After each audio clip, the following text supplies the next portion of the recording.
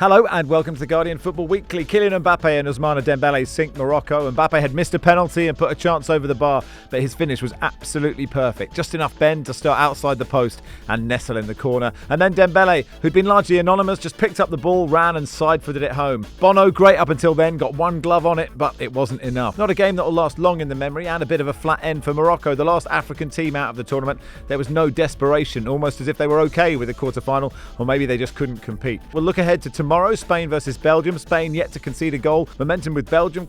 Barry has one page of notes on this. There's the latest from England. Quansah out for 2 matches and Dan Burn's Haaland record. We'll answer your questions, and that's today's Guardian Football Weekly. On the panel today, with me in New York City, Barry Glendenning, welcome. Hello, Max. You've put me under a tremendous amount of pressure by divulging the information that I have an entire page. I know, it's big stuff, isn't it? Spain-Belgium. I suspect that's why most people are tuning in today. John Brewin, welcome. Thank you. You're like the Ivan Toney, the finisher. Yes, well, New York City. Another modern reference here. The film Crocodile Dundee. Oh, yeah. When I walk around New York City, I feel like Mick Dundee. You know, and I say hello to everybody. And so is it, at one point, will you be at one end of the tube platform and Barry at the other, and then they'll carry you over all the commuters to reach each other at the end? Barry, I love you. Yes, exactly. And in Paris, bonjour, ça va, Philippe Auclair? Ça va très bien, mon cher Max. Très bien. Félicitations. Let's start then with France 2, Morocco 0. We watched it in a sports bar where the volume was a little bit too loud, and it did have a Love Island watch party at 7:30 p.m, which might actually have been more interesting than a lot of that football match. But look, let's start in Paris. Because obviously there's a massive Moroccan community in Paris. So I know you're not at the Champs-Élysées right now, but what's the vibe? No. It was actually really good fun, and all the bars were absolutely packed. There were flags absolutely everywhere. People wearing loads of French shirts around, loads of Moroccan shirts around. Absolutely zero problem, by the way. And a very good atmosphere. I think that the atmosphere was better than the game, to be absolutely honest. And people dancing, people singing, and now there's cars hooting in the street. You might hear a few actually a bit later on.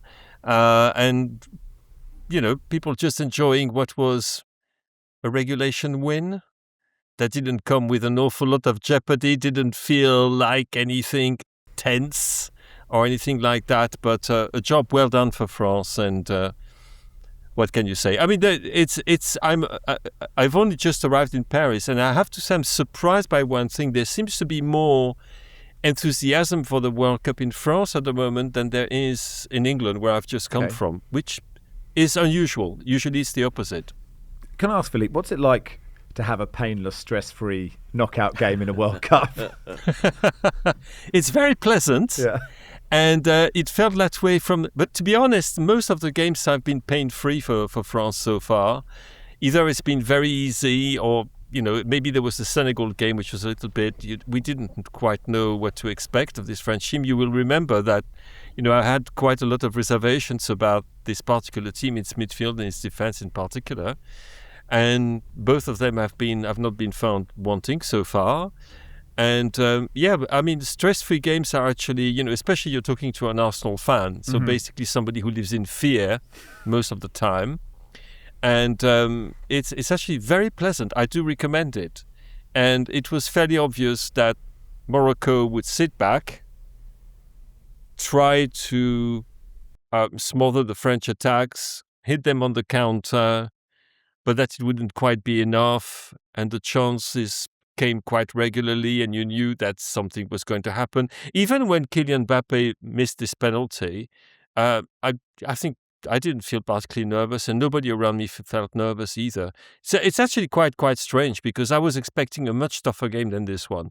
I was expecting Morocco to be actually much more proactive than they were, and in fact, as soon as they conceded the first goal, it was game over basically, which very, very, very unexpected from that side. Actually, I think that is quite interesting, Barry, that obviously we'll talk about the French attack and stuff, but Morocco, there was just no desperation. There was just, by the time it was 2-0, they were just like, well, quarterfinals, fine. Maybe they're just not as good, and so they couldn't do it. But I just didn't see any sign of anyone giving a shit. I mean, that's probably going too far, but I don't think it is. There was no urgency whatsoever.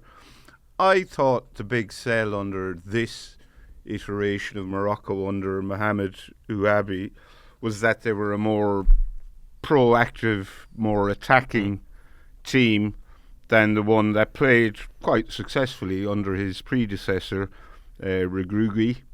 And there was no sign of that today, and I can hear people screaming already, well, you can't play like that against France. Well, you might as well give it a go if you're going to go out with a whimper, as they have, 2-0 without laying a glove on France whatsoever.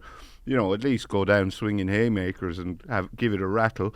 I don't know how much the absence of Ismail Sabiri affected Morocco. He's been brilliant for them up to now, and he was obviously a big loss. But France had 4 or 5 good chances in the first half. Didn't score any of them. Including the penny. It was a really lame Upamecano header. Dembele had a shot. Someone hit the post. Dini hit the post. Dewey had that one palmed wide. Yeah. So they had the chances, but when they scored the first one, you're kind of thinking, yeah, Mbappe scored that grand, and then it was hard to see Morocco coming back from that. And then when they scored the second one a few minutes later, 2 quite similar goals, really. That was it. Game over. And actually, John, Mbappe, it's like that. It is that cliche about a striker that doesn't ruminate on missed chances, right? Because he missed the penalty, and it was a terrible penalty. He had to wait for a long time, of course. Then he had that chance. I think Elise had run through, and he spooned it over. And he thought, oh, well, maybe he just won't have a great day. But the finish is just perfect. Can I point out at this time that I told you would miss the penalty? You can, yeah. Yes. Yeah. Because of that delay. It's got the conspiracy theorists going, didn't it? Yeah, it's the speculation after that there was some sort of equalising going on from the refereeing community after the Argentina-Egypt stuff, and this idea that maybe one of the big boys is going to have to take a hit.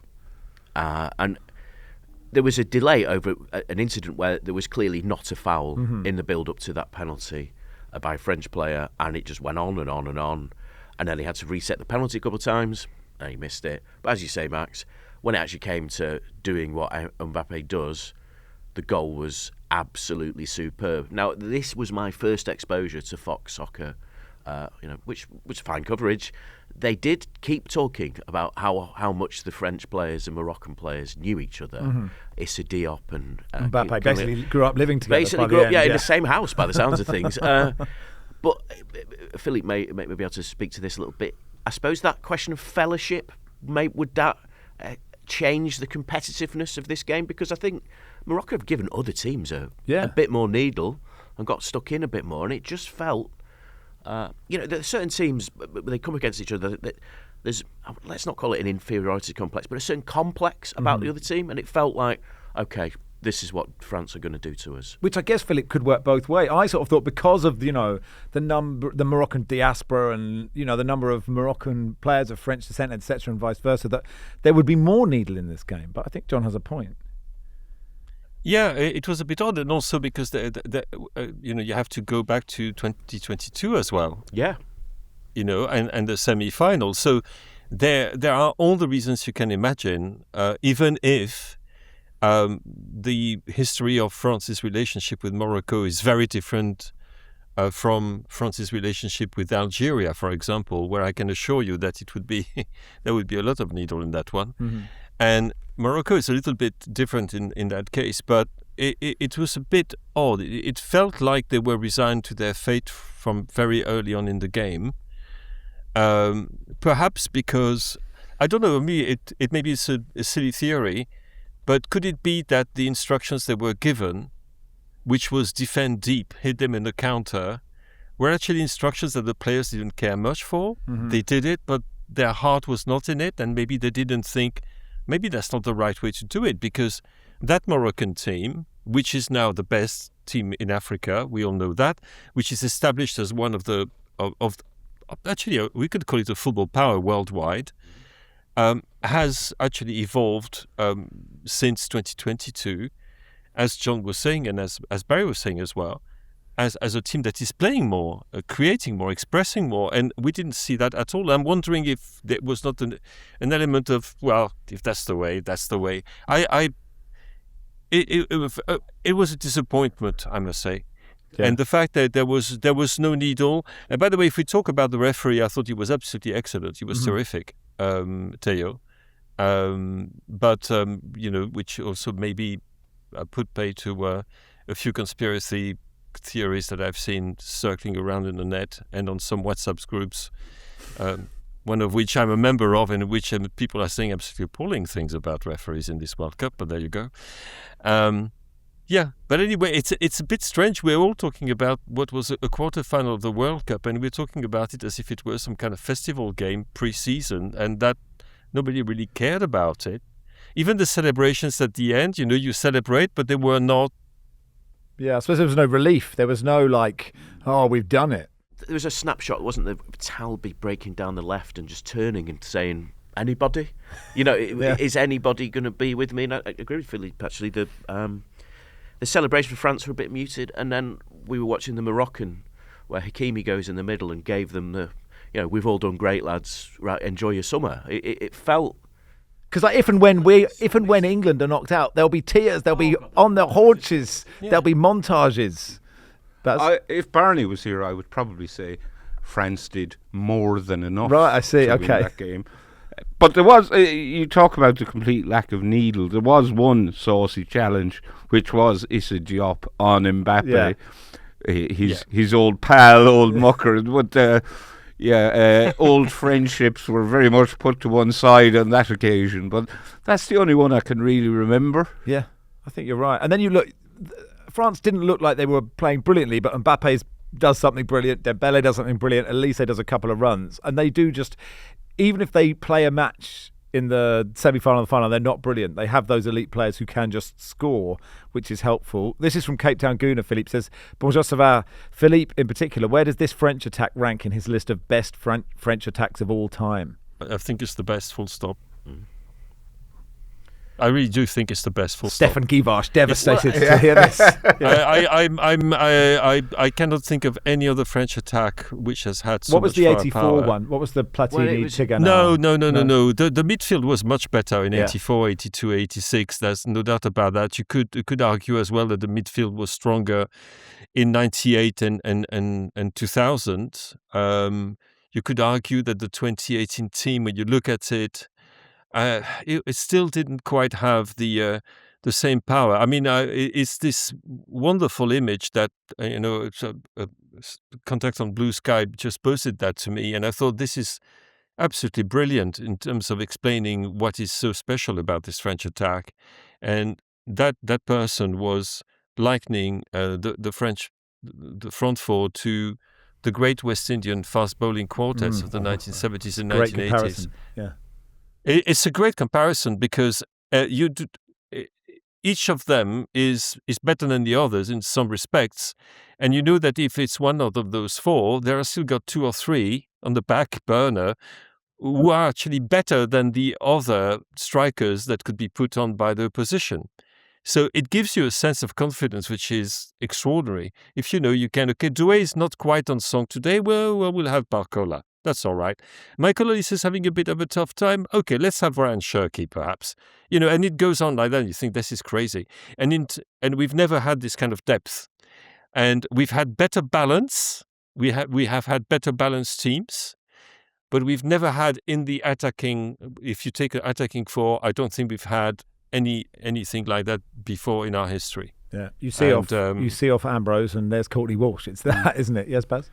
Well, just regarding what we're perceiving to be Morocco's lack of effort, is there a case to be argued that they just don't care that much? They had AFCON back in March, and now they've had this. I'm not now. Anyone who wishes to draw parallels, welcome to leap. But it's this group of blokes who get on quite well, who've been forced to spend a load of time together without respite. Maybe they just, and they've, we got to the quarter-final. That's okay. Are you saying Are you saying this is your last pod? There's no shame in losing against France. it's fine. Let's, you know. I don't know. They're not that fussed, because that's certainly the impression I got. It's the impression I've got as well, Barry, of this Ballardian life you lived out in Los Angeles. You've only been here a day. You can't be fed up, John. Yeah, I know. You don't want to be big I'm bringing the positive vibes here. I enjoyed Philippe's comparison, or your friend's comparison. I used to compare when Olise played with Eze at Crystal Palace. That was like watching West Indian cricket as well. Just that swing that they had, as the rhythm that they were getting to, absolutely fantastic. And Philippe's right. When I think of the great French teams of the 80s and 90s, it was all about the midfield, wasn't it? The great players, the greatest French players, Platini, Zidane, they were midfield players, weren't they? And now that and obviously you had Thierry Henry, of course, who would be in the class of the players they've got now, but this attack is just... It's ludicrously good. Yeah, I mean, their defence is also good. Michael Cox saying, look, they've barely conceded a proper chance in the knockout stage. Sweden had a couple of half chances in the first half. That's more than Paraguay and Morocco. Their XG against is 0.7, 0.2, 0.1. But, I mean, I don't know, Philippe, is that they don't have to do anything. In the same way that Rabiot looks like he's playing brilliantly, but maybe he just doesn't have to do anything. Well, he does quite a lot, and I am saying that. Yeah. But he's doing quite a lot, and he's doing it very well, I have to say. He's completely justifying his place in midfield. In fact, the game against Morocco, there was a stat, I don't know if it was also, you could see it on American television. But at the hour, when we came to the hour of play, the French expected goals, that's before Mbappé scored, by the way, was 2 for France, which is rather high, and Morocco was 0.06, which is abysmal. It's absolutely abysmal. And in fact, the only team that has created problems to France so far is Norway. I'm serious. Don't start that. Okay, yeah. It was France reserves, but still... I mean, the reserves, Oscar Bob, genuinely, I mean, I tried to watch this game as if it were a serious game, and it was not a serious game in many ways. But the Norwegians, the B-side of that hit single, actually created some problems. And Oscar Bob in particular was, in many cases, unbalanced his French defense, but they did look very strong today. I still think Upamecano has got one big mistake in him, but it hasn't happened so far. So... And Kone Rabiot works better than Tchouaméni Rabiot, by the way. I think that's a big uptake, because that was one of the questions, was the lack of form of Tchouaméni before the World Cup. And I think that Deschamps has decided that he'd got his combination. And by the way, we should say, because the one time when we felt a little bit uneasy was when Kylian Mbappé left the field. But apparently, judging by what I'm reading from, it's quite early or quite late, it should be okay. It's just basically a consequence of the knock that he had. It's a pain. It's not a muscular injury. So he should be fine for the semi-final against Belgium. Well, we'll get to those notes from Barry and see if it will be Belgium or Spain in just a second. That'll do for part one. We've got live shows coming up in September. Vicar Street in Dublin on the 1st, the Soho Theatre in Walthamstow on the 9th. Maybe there'll be a Mark Langdon meat raffle. He is yet to be confirmed for either. Has he been confirmed? I'm just looking around. Not yet. We don't know. But look, something to think about. The possibility of a meat raffle. Come along, guardian.co.uk/Football Weekly Live. That link can buy you tickets to the live stream of the London gig, and I think we're live streaming New York as well if you want to watch that one. And we'll look ahead to Spain-Belgium in just a second. Hi, Pod fans. Max here. Barry's here too. Hello. Now, Football Weekly is supported by Gradient FC. Now, Barry, we've talked a lot on the pod about football analytics, XG and all that. And those pod fans who are deep into football analytics will probably already know Gradient Sports. They work with pro clubs across Europe's top leagues to provide player performance insights. But now they're bringing that same pro-level analysis directly to fans through the Gradient FC app. Sounds interesting. What does it do? Well, each match is graded by a team of experts who evaluate over 2,000 player actions per match, not just by outcome, but by execution. So, for example, a completed pass that leads the receiver into danger is graded negatively, while one that puts the receiver in on goal is graded positively. Makes sense to me. Yeah, and with Gradient FC, you get some of the deepest metrics available to ordinary fans, like line-breaking passes, dribbles into dangerous positions, and chance creations. Now, I know you hate making match predictions, Barry, but maybe all that could change with Gradient FC, with head-to-head player comparison tools tools that show you who's best across more than 100 grades and metrics. It's easy to build and defend any prediction. And here's something else that will appeal to you, Barry. It's free. Well, I am surprised to hear that, Max. Well, explore it for yourself at gradientfc.com or download the Gradient FC app from the Apple App Store or Google Play, or use the QR code on screen now.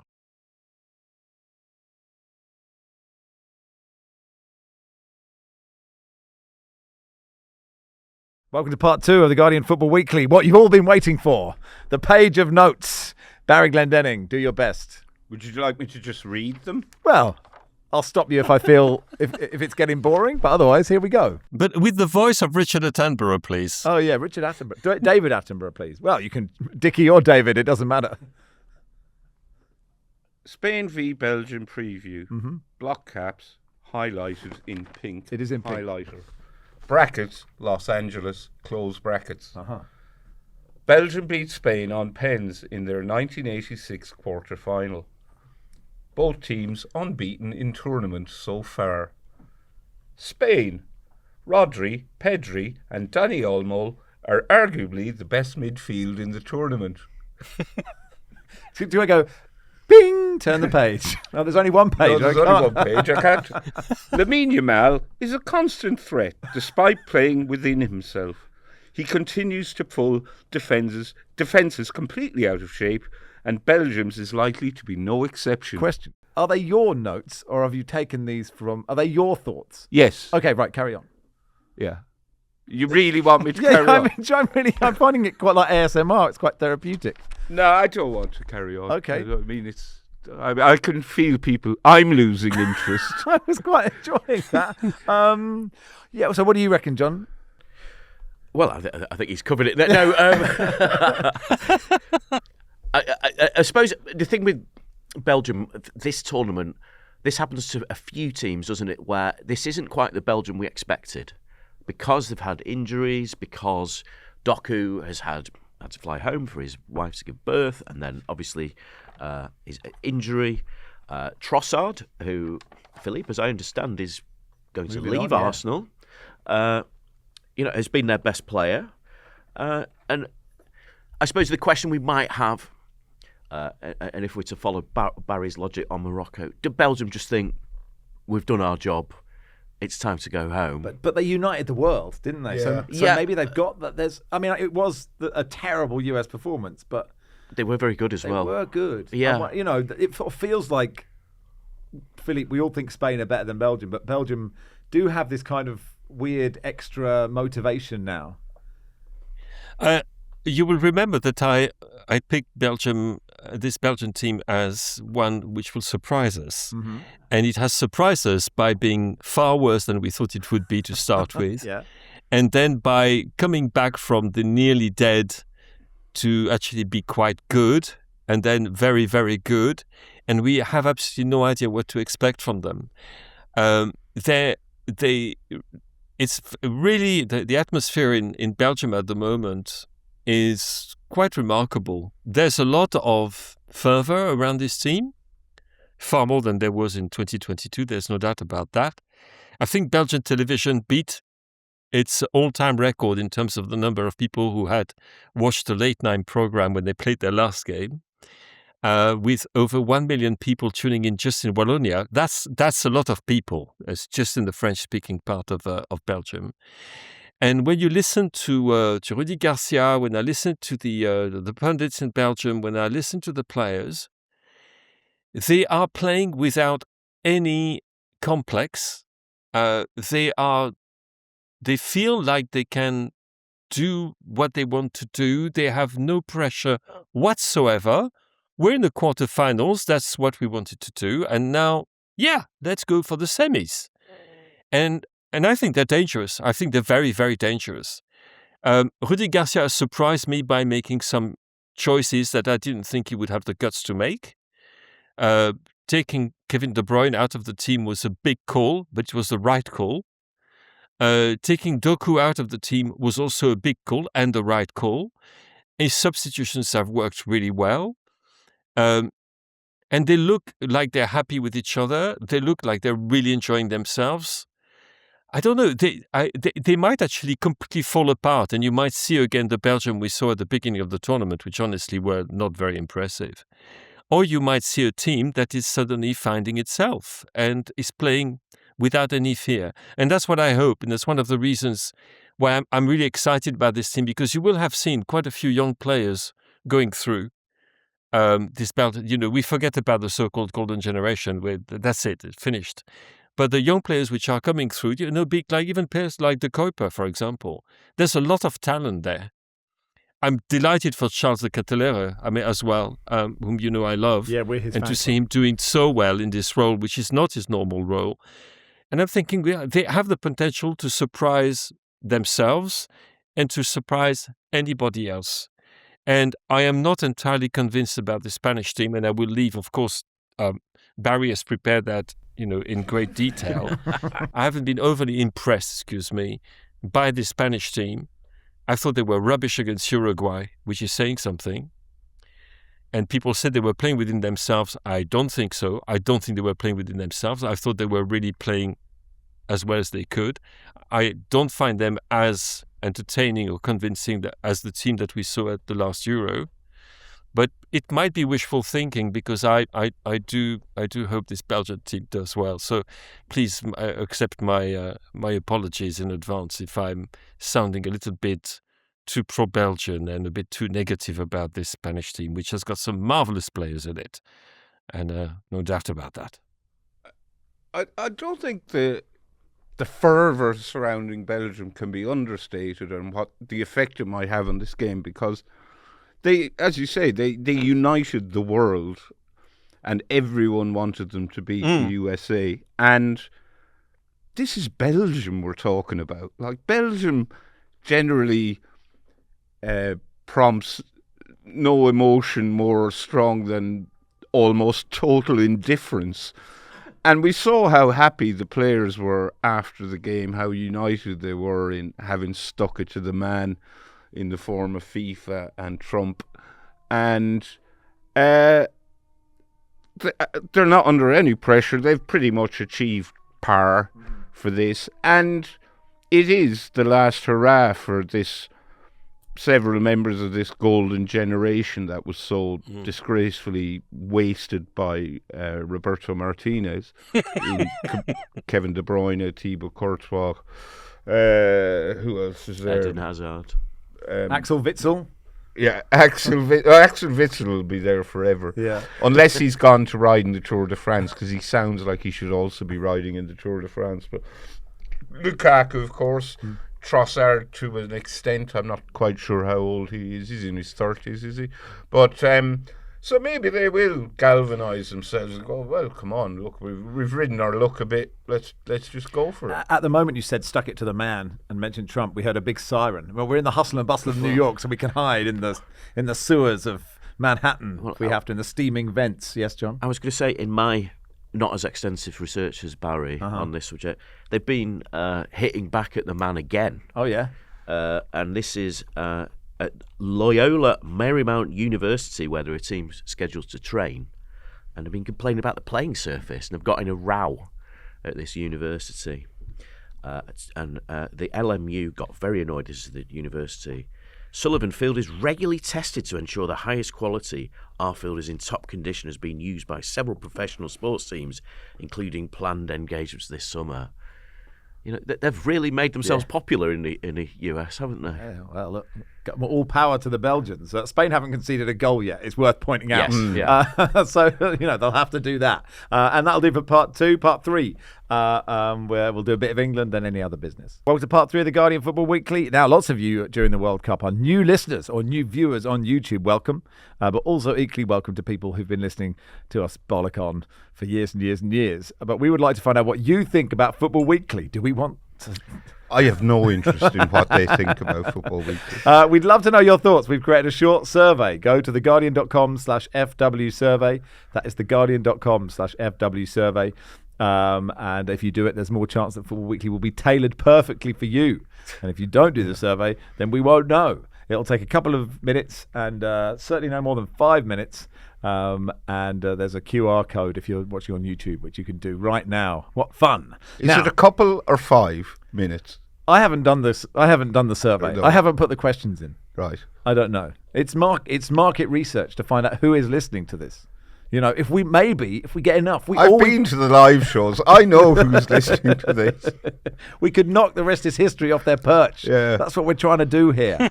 Jarell Quansah has been given a 2-match ban for his red card against Mexico. Once again, FIFA hitting the little guys, the minnows. Yeah. We're getting stuffed. Is that fair? It wasn't a great challenge. It was a red card challenge. It seems a harsh punishment considering case law, should we call it, of other incidents and the treatment of it and the suspension of certain bans. We were watching, weren't we, a clip of Harry Redknapp talking about how if Trump can do it, why don't we give it a go? Yeah, as our Prime Minister, that I think that's still Sir Keir Starmer, isn't I think it? it's Count Binface at the last. Well, I was going to say Binface. Can Binface get Jarell Quansah's suspension? Binface. Could this be the way that Nigel wins back Clacton by going to FIFA? Or maybe Nigel could join FIFA. I mean, this would fit right in, wouldn't he? This could work for all of us, couldn't it? Yeah, we could all win. FIFA can't get any worse. Well, could it? Oh well, yeah. Hi, I'm Nigel. Oh my goodness! He just has to change the name of the party from Reform UK to Reform FIFA, and Bob's your uncle. And that's it. And Nigel Farage would be a perfect FIFA president, I think. Yeah. Lots of England players on a yellow, of course. Gay, O'Reilly, Declan Rice, Bellingham. Lots of chat, Barry, that Dan Burn has a good record against Haaland. Played 8, scored 1. That's Haaland v Burn, not Burn v Haaland. What do you think? I mean, I'm surprised by that because they're presumably games featuring Brighton or Newcastle. Yeah. So Newcastle don't have a good record against City, do they? So that I'm struggling to come to terms with that stat, but I'll take your word for it. Are you saying that Dan Burn, this is how the England team should be picked? That is the suggestion. I'm not suggesting it. Right. For me, I think that's probably not the greatest idea. I mean, he may well have a good record against Haaland, but I think in a foot race over 5, 10, 15, 30 yards, Haaland's going to beat Dan Burn if they're both sprinting towards the England goal. But look, Dan Burn, whether he plays another minute in this England campaign, has earned his place in the statue, build the history statue. And mythology and whatnot for his performance off the bench against Mexico.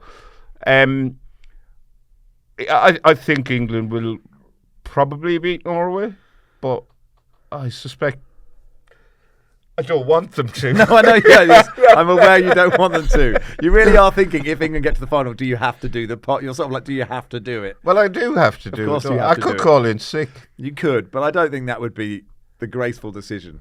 Well, what if I'm sick? Well, you won't be sick, will you? I No might one be. will believe you. You make yourself sick. What will you do?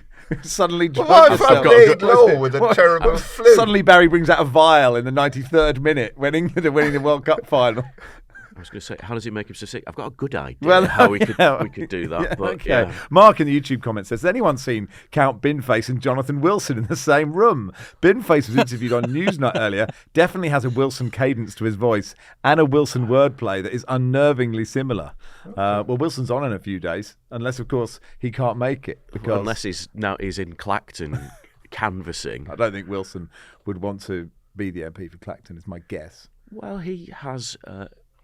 he's married into an Essex family, hasn't right? he? So, yeah. Is he in Towie? And we don't know about but it. Jonathan Wilson is... The next series will feature Jonathan Wilson, Ed Sheeran sang for the team. They all looked... I mean, you talk about the indifference to Belgium. I suppose, you're not going to... They might really like Ed Sheeran, but it's like the afternoon and it's by the pool. It's not going to be a mosh pit. John Stone's face was a picture, wasn't it? I mean, let's be fair. They reacted better than I would have done. That is true. To listening yes. to Ed Sheeran. We're not flying Ed Sheeran out to play for us, to keep us interested. You've flown me instead. Yeah, you're the Ed Sheeran of this podcast. Oh, no. Tombo says, can't believe you've left us to cope with no pod for a whole day. Yeah, sorry, we were travelling yesterday. Not even a bridge, he said. Not even the Mark Langdon podcast bridge. I suggested just releasing his whole food diary. Joel said new listeners are tuning in for football. That might be a stretch. One day in New York, Barry, how are you finding it? Well, it's okay. Today I got the Staten Island ferry from Lower Manhattan, I think, to Staten Island, weirdly. That's where the Staten Island ferry goes. And then I got it back again. Okay. And I had been told, stand on the right of the boat. I can't remember. Is that the... It's port or starboard. Yeah, whatever. The right on your way, so that you'd be Statue of Liberty side, and then stand at the bow at the front on the way back, so you'll have a great view of all the people who are standing in front of you taking pictures of Lower Manhattan. Oh, okay. The skyline. All right. So, but you'd recommend and then I had a big sandwich. Big pastrami and rye sandwich with mustard and pickle, and it was very nice and incredibly expensive. All right. What was that setting you back? I don't want to say because it's embarrassing. Right. But it was from Katz's, which is famous of course sandwich place. Question from me. Does anyone live in Brooklyn and have good enough Wi-Fi and I can come round at 5 a.m. on Saturday and Sunday to do a TalkSport radio show? I need to hardwire into a router. Football Weekly at theguardian.com. I'll be done by 8 and all I want is one black coffee if possible. And finally, this is from Shamik. Hi, Max, Barry and crew. Greetings from Medellin, Colombia. Wow. Oh, great place. I can think of many reasons to visit this city of many pleasures. I'm here for the wedding of my dear friends and colleagues, Ezra Rubinstein, might be related to me, and Veronica Gomez Sanchez. Ezra and Veronica entered my life in 2021. They joined me as professors in the Department of Philosophy at the University of California, Berkeley. Philosophy is a strange profession, to say the least, involving long hours of solitary contemplation. Throw in a global pandemic and things can get pretty lonely pretty quickly. Ezra and Veronica changed so much for me. Their youthful energy and brilliance brought a real sense of community to our department. They brought a scattered group of philosophers together to talk regularly about life, the universe and everything. It would not be an overstatement to say they reinvigorated my love of the subject. In addition, I soon learned that Ezra was, like me, a regular podcast listener. With me a Spurs fan and him a Man United fan, I spent the better part of 2023 ribbing him about United's hilarious fall from grace. Suffice to say that I have strenuously avoided such conversations since then. Instead, I directed our conversations to more philosophical, pressing matters, such as how is it possible for a ball to stay ball? Is it one and the same ball that remains ball over time, or just a series of instantaneous time slices of ball, each of which is momentarily ball? This is too clever for me. Yeah. Can volleys really come in halves? If so, do 2 half volleys make a whole volley or just a quarter volley? Does being clear and obvious imply that it is clear and obvious? That it is clear and obvious? The word VAR, you're the philosopher, Philippe, so you should understand these. The world of VAR dearly needs a logic of higher order interdeterminacy. As philosophers trained in professional pedantry, we're well placed to settle these vital questions. If Barry would be so good as to bless their marriage, we'll be delighted to share our findings. Keep up the good work, Shamik. So, Barry? Best of luck to Ezra and Veronica. I'm wondering what do philosophers talk about at the breakfast table? Yeah. I'm worrying about the best man speech there. Oh yeah. that could go all. Well, it could be long, or it could just be like any other one. Could lean into Kantian positivism, or it could be. But we might all be philosophers. But there was this one time he vomited in a bush. Well, they can do a bit of blue if they have to. Of course, got a good blue routine. Why not? Anyway, best of luck. Have a great wedding. Enjoy Medellin, and thank you everybody for listening wherever you are in the world. Philippe, hopefully we're chatting after the semi-final. And then hopefully we're chatting to you, and you're very sad after the final. That would work for me. I'll take it. I'll take it, Max. I won't hold it against you, and I just reserve myself the right to have a good laugh. Well, of course, when you beat Norway, of course, in the final. Thanks, everyone. Thanks, Barry. Thank you. Cheers, John. Thank you. Football Weekly is produced by Rory Simon and Matt Bentley-Viney. Our executive producer is Joel Grove. We'll be back tomorrow.